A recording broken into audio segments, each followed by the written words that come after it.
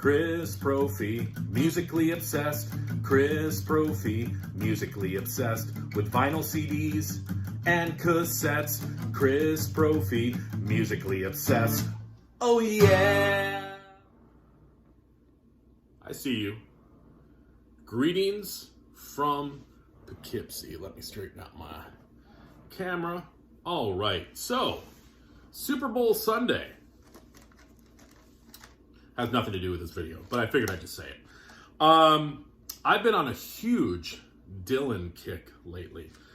And for anybody who collects music, I'm sure you've been through this before where you get into somebody, an artist, and then, at least for myself, you need to have everything that artist has put out.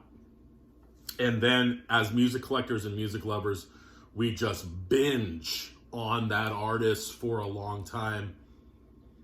And then for whatever reason, we walk away. And then we end up coming back too. But what's nice is that during that time, we build this library. I want to show you some CDs that I've picked up.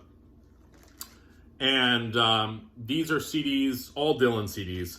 And what's nice about this, a lot of these are used, which for me at Darkside Records, the used CDs are $4.99.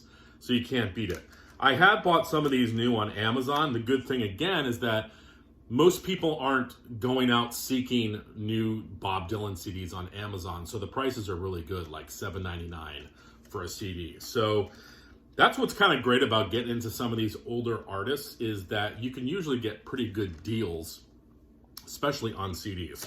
So let me show you what I have picked up, and I'm getting close to having every Bob Dylan CD.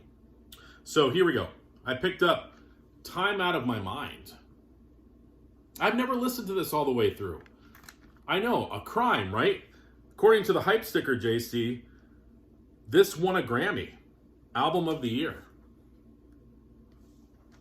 I picked up an album that supposedly is the worst album, one of the worst that Dylan ever made, Dylan and the Dead.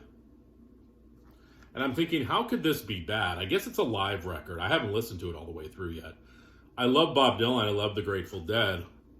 What went wrong? I guess I'll be finding out. These were cool. I do have this on vinyl, but I found the Greatest Hits CD with the Hype Sticker, JC. I love how they recreated that Columbia label. Plus I found this, which was cool with the Hype Sticker. The Greatest Hits Volume 2. And this is one of those double CD cases. I love these.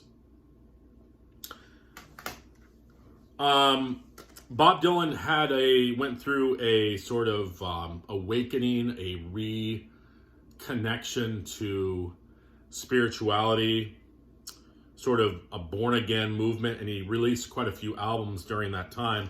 One of them is the album Saved, and I was listening to this yesterday. You would never know it was a Christian-themed album, because a lot of times with Dylan, it's hard to understand what he's saying, but if you look at the song titles and really, really listen, you can hear some of those Christian themes, but it's not in your face, which is good. Bob Dylan, Hard Rain. I never knew this was a live record. I love the front cover of that. I believe that this was recorded around the Rolling Thunder review times. Some reinterpretations of his songs. Very, very rough, edgy sound. I love this live record.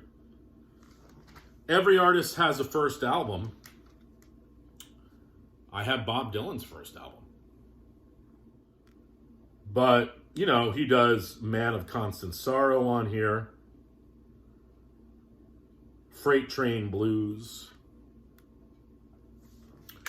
This is a great record. I was listening to this in the car the other day. New Morning. A lot of piano in this album. Kind of soulful. Really, really great album. Some sort of songs that don't usually sound... They don't sound like the usual Bob Dylan tune, like Father of Night, Winterlude. I love Day of the Locusts. This is just a great record. And lastly, this album gets maligned. I mean, I can kind of see why, but there are some redeeming qualities of it. Knocked Out and Loaded. I also love the cover, Glenn. I know you don't. I've always loved the cover of that album. So that's what I picked up. Like I said, I'm getting close to having almost all of his studio records. There's a bunch of live stuff I still need. Of course, there's the bootleg stuff. I don't know if I'm going to go that crazy, but this is where I'm at with that. And how do you guys feel about Dylan? All right, bye.